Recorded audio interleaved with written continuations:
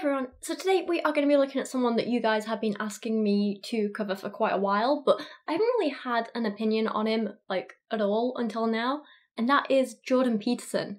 If you don't know, Jordan Peterson is the author of the best-selling book, well, let me get this right, 12 Rules for Life, An Antidote to Chaos, and he's also one of these kind of, like, professional intellectuals who goes around and, you know, tells people smart stuff and thinks he's really clever. At least that's kind of how I see him. He probably gives himself another title. I've had loads and loads of people asking me like what I think of him, and up until now I didn't really know because I've not really seen that much of his stuff. Like I say, I knew he wrote this book. I know he's been on the H3 podcast. I've seen people that I do really respect say some really positive things about him, but I've also seen people who I really respect say some really negative things about him, so I didn't really know what to think myself. What is interesting is that the people who I respect for kind of, you know, being intelligent and smart and skeptical, they tend to be the people who don't like him that much, and then the people who I respect for being kind and entertaining and fun people kind of really love him. So I was like, I have no idea what to think. Let's just go into this kind of like, you know, blank slate, no expectations, just see what happens. I was gonna maybe like review some of his videos, but honestly I find him a little bit boring personally, so that wasn't really working out for me. And then I was like, you know what? Let's do what I'm best at and review his book. And so that's what we're gonna be doing today. I'm gonna be kind of like going over a lot of the notes I made while I was reading his book. I haven't got very far into it yet, and today we're just going to be looking at the little introduction and the first chapter, and then maybe if you guys like this we can talk about the rest of the book in other videos. But this is just kind of like a little sort of taster today, a little like dipping my toes in, and yeah, see what happens. So I made these, we are literally just going to be reading like through the notes I read, or the notes I made, sorry, as I was reading the book. I literally like, I sit there with like a little notepad or like a little Word document open and I read the book and I make notes as I go along. It's really, really sad, but I don't know, I kind of enjoy active reading like that. And I do it a lot with non-fiction books. So before I even started reading it, I was like, I'm going to be looking mostly at, can I learn anything from this book? Does he say anything new that hasn't been said before? As a book, is it worth reading or recommending to anyone else? Is it entertaining? Does it teach you something? Is it worth all the hype and popularity? And what do I think of Peterson as a person, an author, and an academic after reading this? So they were kind of my goals going into this, and they're what I wanted to kind of think about and consider and get an opinion on, you know? Before I actually started, I looked it up on Amazon to see what the little bio of the book was, like little synopsis, and it says, in this book, Peterson combines ancient wisdom with decades of experience to provide 12 profound and challenging principles for how to live a meaningful life, from setting your house in order before criticizing others to comparing yourself to who you were yesterday, not someone else today. So this is really interesting because on the one hand I'm like, this could very easily be like fluffy nonsense, but on the other, you know, last bit of advice, that's a pretty solid bit of advice that I try and live by and that I try and give to other people, so maybe there is something good in this book, you know? Like I always tell people, like, don't compare yourself to others. Like, if you're going to compare yourself to anyone, look back at who you used to be and see how you've grown or changed or even got worse since then. You know, that's kind of a thing I try and live by and what I encourage in others, so damn. Am I just the female Jordan Peterson? Is it only a matter of time before Rationality Rules starts making debunked videos about me? This is just a completely personal thing, right? Instead of like opening with a prologue or an introduction, he calls it an overture. And I've never seen that in a book before, and it just kind of struck me as a little bit pretentious and annoying, but that's a personal thing. I can get over it.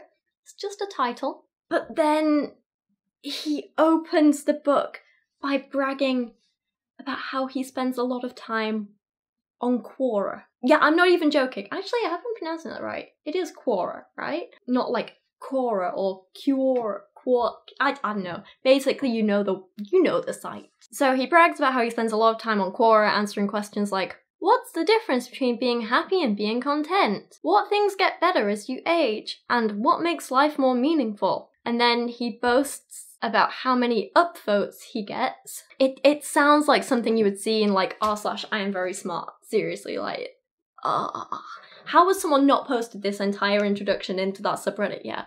Seriously. God, this is not how you open a best-selling book. It's all very odd, and at this point I was just very confused. Oh yeah, and he even does this like Ken Ham bit, right, where he boasts about some of the like comments and replies he got on Quora.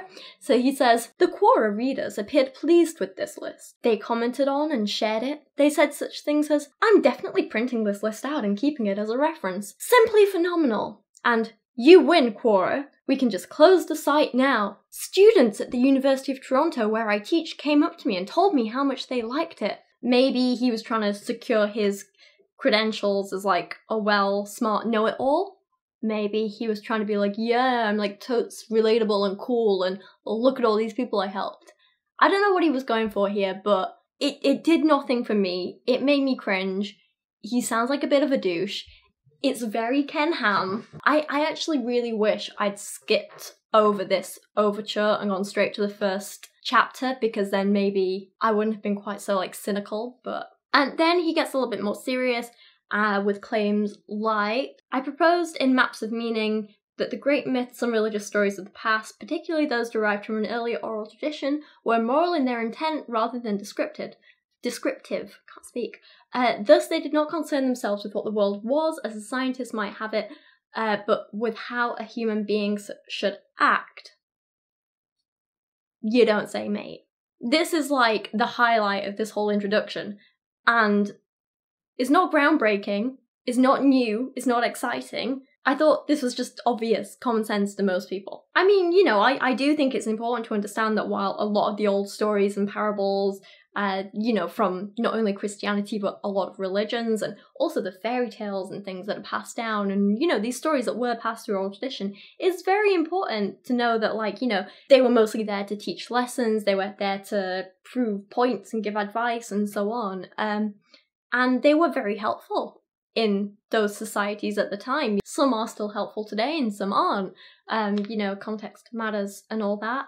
This is like a whole other video in itself. My point is, yeah, he makes a good point, but it's not exactly groundbreaking, and if this is like the highlight, I'm a little underwhelmed so far. Then he goes on to talk about a bunch of stuff about order and chaos, and again, it all just seems very obvious. It's all full of like deepties and me, and it all sounds very smart. There's a lot of big words, there's a lot of phrases in there that sound quite catchy, that are very like repeatable and quotable, but honestly, there's not a lot of meaning there. There's not a lot of depth to any of it.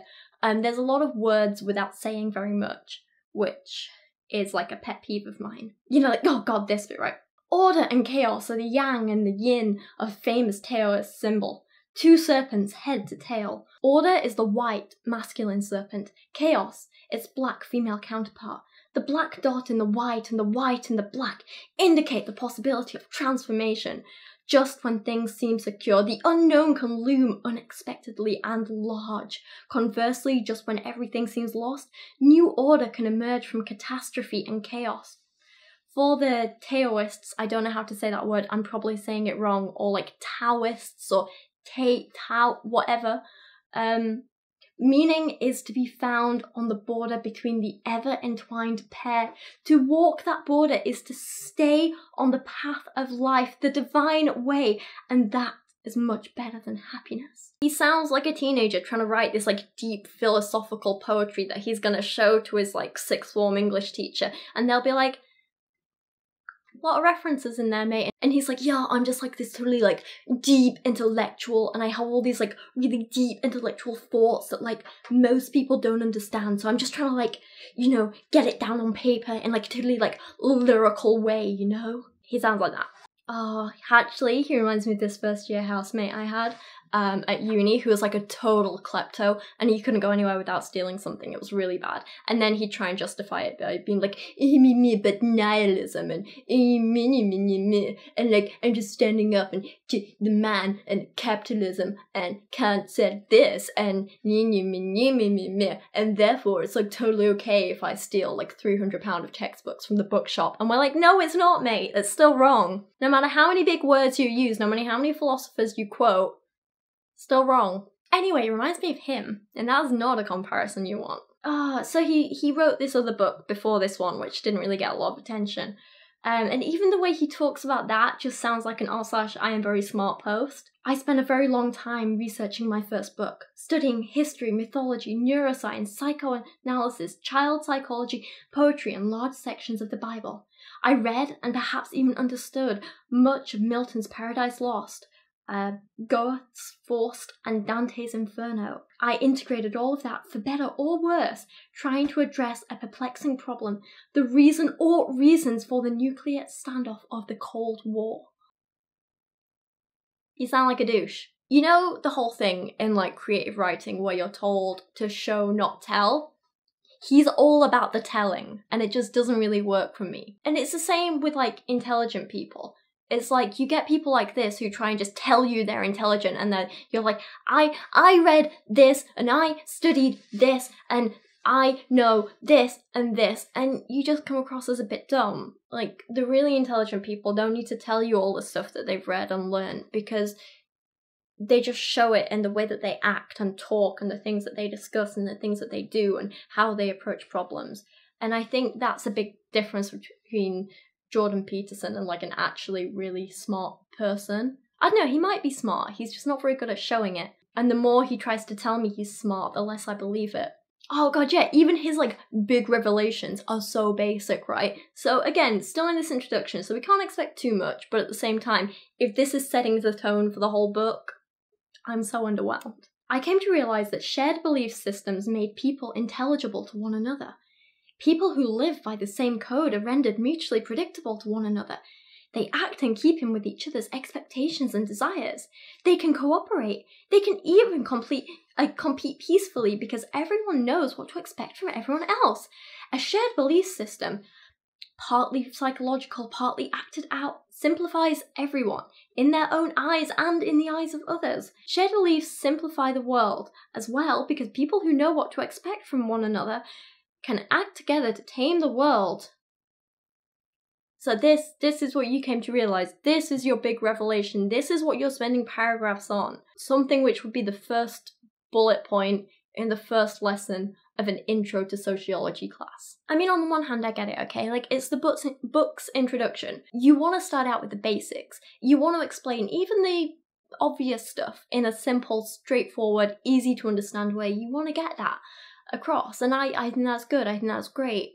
But doing this whole, like, I came to realise, as though you're the first person in the world to realise it, and you're the first person in the world to discover it and write it, and, you know, trying to make yourself sound smart because of it just does nothing for me. It's pointless and a waste of time, and I just think it sets a bad tone and a bad precedent for the rest of the book. It just seems dishonest. Then he goes on a little bit about social contracts and gives some examples of that. They're decent, but again, nothing new. And then at this point, yeah, there wasn't really much else to say about the introduction. So let's skip forward to chapter 1, which is Jordan Peterson's first rule for life, which is simply stand up straight with your shoulders back. And then this whole chapter is meant to be an explanation for that. I really do wish I'd skipped this introduction and gone straight to the first chapter, because I think the introduction gave me a really bad impression of him. And it makes me a little less unbiased, I guess, for the rest of the book. So now, reading this first rule just seems a little bit pretentious and a bit like, that's it. So chapter 1 opens with a story about lobsters, and most of this chapter revolves around lobsters. And the big problem is that he gets a really fundamental thing wrong about the neurology or the neuroscience or whatever, like the nervous system. He gets a big thing wrong about lobsters, and his whole chapter revolves around it, so I have an issue with that. It just makes the rest of his chapter kind of fall apart. But anyway, he opens by saying, scientists have been able to map the neural circuitry of lobsters very accurately. Because they have comparatively simple nervous systems with large, easily observable neurons. That's fine, that's cool, nothing wrong with that, they do. One thing it is important to know is that lobsters don't really have brains as such, especially not in the sense that a human or a mammal has a brain. It's very, very simple with just lots of kind of like neurons all over the body. A lobster's nervous system is more comparable to an insect than a human's. So then he talks a little bit about lobsters as kind of social creatures, and he says, they want somewhere secure where the hunting and gathering is good, they want a home. That's nice. He talks about pecking orders and animal hierarchies, and again, it's pretty basic, but, you know, decent start, that's okay. Again, a lot of it is just kind of basic, like where he says, over the millennia, animals who must cohabit with each other in the same territories have in consequence learned many tricks to establish dominance, whilst risking the least amount of possible damage. Again, basic but accurate, so no issues there. Back to lobsters, he says, it has complex defensive and aggressive behaviours built right into its nervous system. It begins to dance around like a boxer, opening and raising its claws, moving backwards, forwards and side to side, mirroring its opponent, waving its opened claws back and forth. At the same time, it employs special jets under its eyes to direct streams of liquid at its opponent. The liquid spray contains a mix of chemicals that tell the other lobster about its size, sex, health, and mood. Yep, okay, cool. Interesting little facts about lobsters. Pretty accurate from what I've read. That's cool. And you know, I enjoy this sort of stuff, so this was good, this was interesting. I didn't really have any issues here. And then there's some stuff about lobsters fighting each other and intimidating each other. And then he talks about the aftermath of losing a battle. He says apparently, you know, when that happens, the lobster becomes unwilling to fight further even against another previously defeated opponent. A vanquished competitor loses confidence, sometimes for days. If a dominant lobster is badly defeated, its brain basically dissolves. Then it grows a new subordinate's brain, one more appropriate to its new lowly position. Its original brain just isn't sophisticated to manage the transformation from king to bottom dog without virtual complete dissolution and regrowth. And this is where things get a bit iffy. I have done so much reading and research about this, and I get the idea of taking really complex science and trying to simplify it into like these really easy to understandable chunks, but there's something that seems so dishonest about saying, and I quote, its brain basically dissolves. I have found zero evidence that that actually happens, and I'm willing to be proven wrong, but everything I've read says that that's just not a thing that happens. As I said, for one thing, lobsters don't really have a brain as such, not in the same way that we do. They have a nervous system made up of around 100,000 neurons, compared to humans who have about 100 billion. I can totally understand an external event like a lobster losing a battle or a fight, whatever happening, and then the brain essentially rewires itself, if you want to put it like that. You know, neurons break certain connections, certain neurons connect to other neurons and so on. You know, different pathways form. But to say the brain dissolves and a new one grows? Please, someone explain to me how this supposedly happens. Because I have found no articles that claim it. Never mind explain it. I'm so confused why he chose to write that. So Jordan actually goes on to clarify what he means here a little bit, and he writes, high serotonin, low octopamine, I'm so bad at pronunciation, I'm sorry, characterizes the victor. The opposite neurochemical configuration, a high ratio of octopamine to serotonin, produces a defeated-looking, scrunched-up, inhibited, drooping, sulking sort of lobster, very likely to hang around street corners and to vanish at the first sign of trouble. Sorry, first hint of trouble. So from what I understood, all the kind of like behaviour and stuff, all revolves around these two chemicals in the brain. Again, trying to be really basic and simple here, which are serotonin and octopamine. Pronunciation. And from what I could find, the basics are this, because I don't really like Jordan's explanation too much. It's not that clear. But basically, when a lobster produces a lot of serotonin, or if it's injected with a lot of serotonin, so they have like reproduced this manually in a lab by like injecting lobsters and stuff, but apparently this occurs naturally as well. So the more serotonin a lobster produces, they get all like defensive and aggressive, and it causes this like physical response that makes them look all like big and tough and stuff, right? Where they're ready to fight. If they lose a fight, they're more likely to produce less serotonin and more octopamine, which is more likely to make them want to run away and not be so aggressive. Yeah, and to back this up, one paper writes that the effect of serotonin on the neural circuit for tail flip escape behaviour was found to depend on the animal's social experience.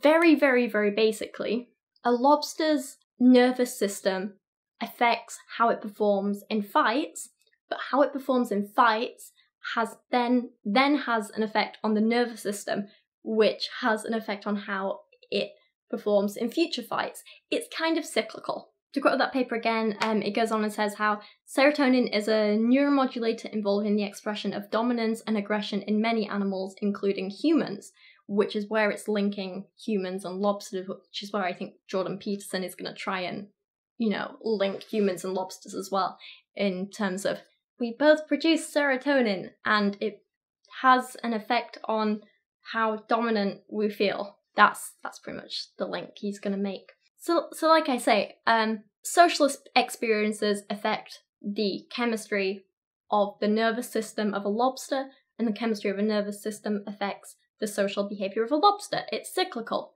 That's fair. All the evidence backs that up. A lot of research has been done into this. That's fine, there's science there. But to literally say, if a dominant lobster is badly defeated, its brain basically dissolves, then it grows a new subordinate's brain, just seems incredibly dishonest to me. There's nothing to prove that there's even a brain, never mind that one is dissolving and growing again.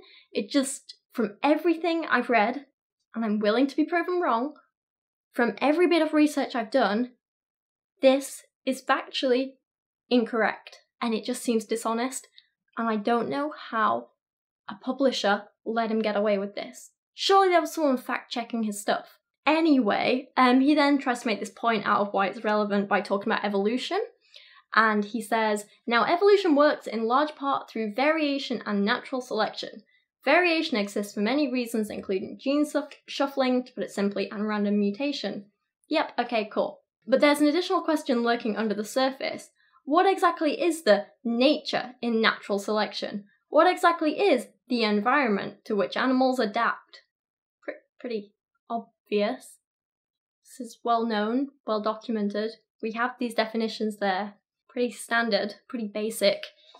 Even like 10-year-old children learn these. It's not some big philosophical question.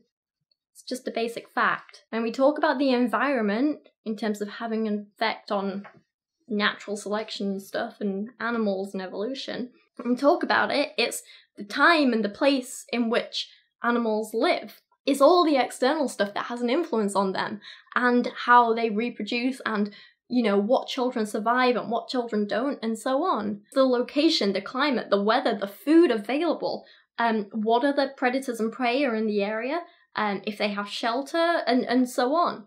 To quantify everything in an environment and that makes up an environment might be a little tricky on a practical level, but on a theoretical level it's completely possible because we can theoretically define and quantify an environment.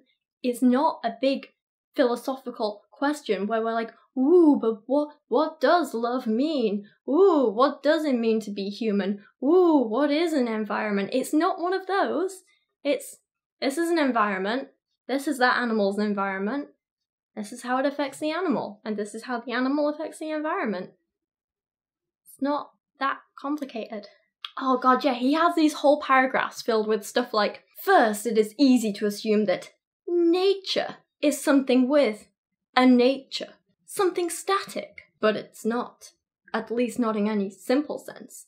It's static and dynamic at the same time.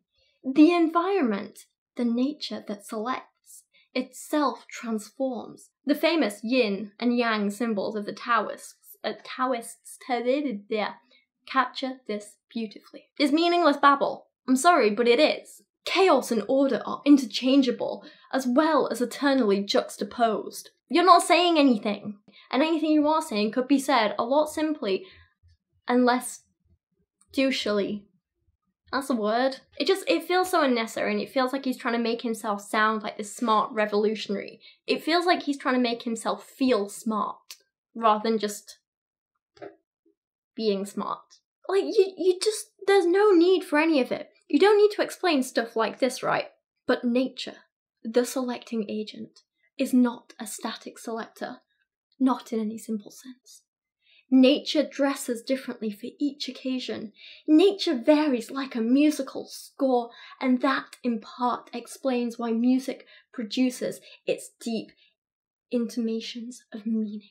Mate, it doesn't add anything, it's not enjoyable, it's just pretentious. And it makes me take everything you're saying less seriously and more skeptically. And I know this is probably really harsh, and this is probably just a personal thing, but I feel like in science, you can explain stuff. And in other ways, you can be all poetic and lyrical if you like. But to be poetic and lyrical, you need to do it well. The whole poetic lyrical thing is meant to stir up emotions in you and blah, blah, blah, blah, blah. The science stuff is meant to explain things and get the point across. And sometimes it might be a bit emotional, but it doesn't have to be. And if you're trying to do the science stuff by being badly poetical and lyrical, you just don't explain the science very well. And you sound stupid. And that's what's happening here. I'm being too picky, aren't I? I think I'm being too picky. But it just, it does annoy me quite a lot. It just doesn't make it a very enjoyable book to read. Yeah, I mean, like, some of the stuff he says is actually, like, factually and scientifically correct, right? But it's just so fluffy. Like this. Thus, the theory of natural selection does not posit creatures matching themselves ever more precisely to a template specified by the world. It is more that creatures are in a dance with nature, albeit one that is deadly. Like, okay, technically the truth, but who really talks with creatures being in a dance with nature? There are better ways to say it. Like, it fails in accurately and simply explaining the science, and it fails in being, like, beautiful, poetic, lyrical prose. So, if you're failing on both parts, just pick one of them to do, and do it well. And then, of course, he brings it all back to lobsters, trying to compare them to humans, and, you know, tries to make a point about how this affects us in our daily lives. This is why, when we are defeated, we act very much like lobsters who have lost a fight. Our posture drops, we face the ground, we feel threatened, hurt, anxious, and weak. If things do not improve, we become chronically depressed. I feel like he could have just made this same point in this chapter, but in a much better way, and in a way that didn't involve factual inaccuracies. He could have just, you know, spent a while talking about how human brains react to serotonin. He could have avoided the errors he made talking about lobster nervous systems, and it would have been much more helpful. I think the whole lobster nervous system bit was more of like a self-indulgent metaphor than anything actually necessary to get his point across. There are some good bits where he actually talks about serotonin and its effects on people, where he says, consider serotonin, the chemical that governs posture and escape in the lobster. Low-ranking lobsters produce comparatively low levels of serotonin, blah blah blah blah blah. Then it says, low serotonin means decreased confidence. Low serotonin means more response to stress and costlier physical preparedness for emergency. As anything whatsoever may happen at any time at the bottom of the dominance hierarchy, low serotonin means less happiness, more pain and anxiety, more illness, and a shorter lifespan among humans, just as among crustaceans. He could have said all this without the lobster thing, and it would have been more impactful. It would have made just as much sense and been just as relevant. Probably more relevant and more impactful and made more sense, to be honest. And if you want to mention the lobsters, add them in as a side note and saying, oh, by the way, similar thing in lobsters, actually. You could have had one paragraph on lobsters and the rest on actual useful human stuff. Basically, the whole chapter comes down to this one point that he tries to make that says, you know, when you feel like you have a high status amongst other people, the serotonin flows plentifully. This renders you confident and calm, standing tall and straight, and much less on constant alert, because your position is secure and the future is likely to be good for you. And then he does actually make this really interesting point, and it's a really good point that says, it is for this reason that routine is so necessary. The acts of life we repeat every day need to be automatized. Tough word. I'm so bad at pronunciation.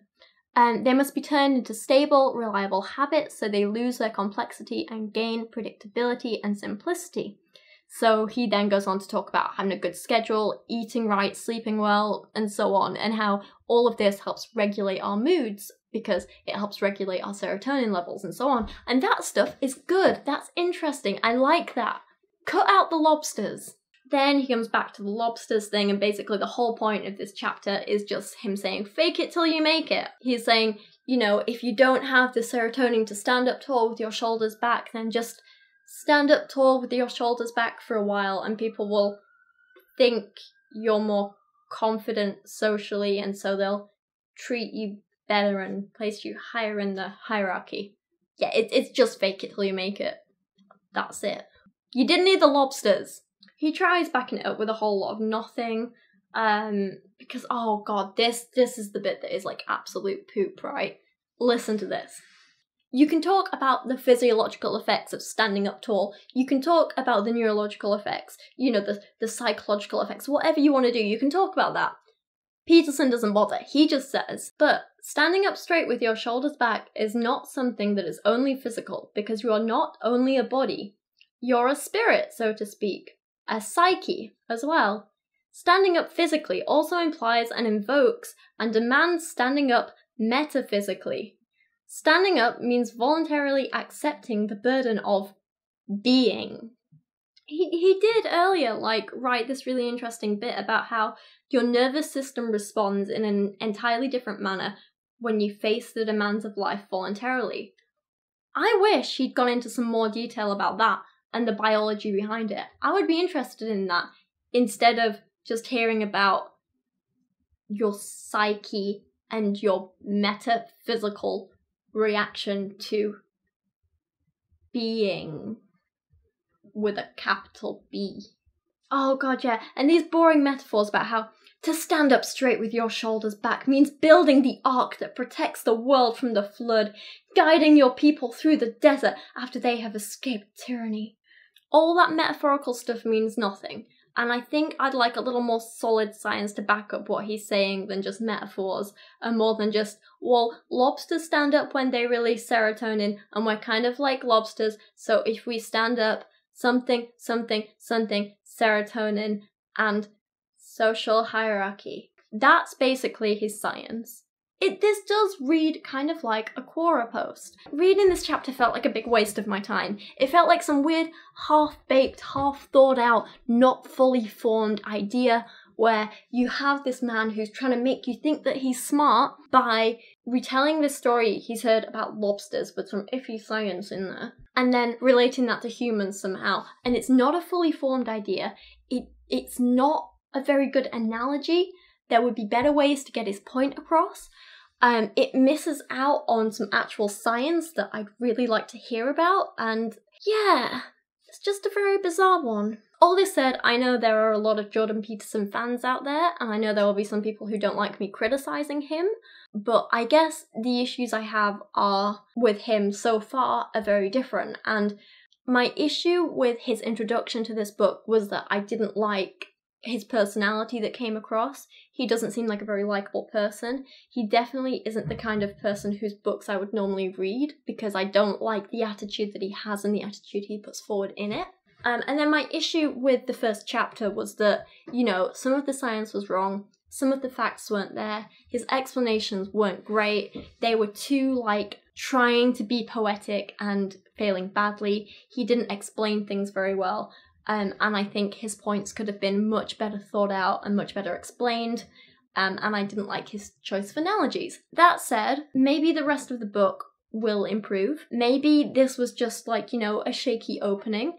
Maybe for a lot of it we could blame the editor rather than him. I'm very willing to read the rest of the book and see what advice he gives. Maybe there is some good stuff in there, but for now, I don't think fake it till you make it is exactly groundbreaking. But that's just my view. Anyway, let me know at this point what you thought of this video, what you think of Jordan Peterson. If you've read his book, let me know what you think of it. If you can prove me wrong on the whole lobster brains dissolving thing, please do. Please explain to me how their brains dissolve. Because, yeah. For all my references and sources and a little bit of further reading, I've left a bunch of links and, links down in the description below. I don't know why that was such a difficult word for me then. But for now, thank you so much for watching today. You guys have been amazing, and I'll see you again soon. Thank you so much for watching today. An extra special thank you goes to Gambit and his Chauffeur, Deshauwn, Mark Dauner, Christian Berg, Rachel B. Royer, Jadeon Sheppard, Jaylee Moore, Religion is BS, Sir Michael Moore, TaterThoughts, Greg Ladd, and Pixelated Skeptic. And to everyone who has supported me on Patreon this month, a huge, huge thank you and hugs and love goes out to you guys. You guys are amazing. Also worth mentioning, if you like this video, you should subscribe because that would be really cool. I have merch available if you want to go check it out. I absolutely love it. And I also host a science podcast, which you can check out, called The Here and How. That's me done. I'm going to stop talking. Thanks a lot, guys.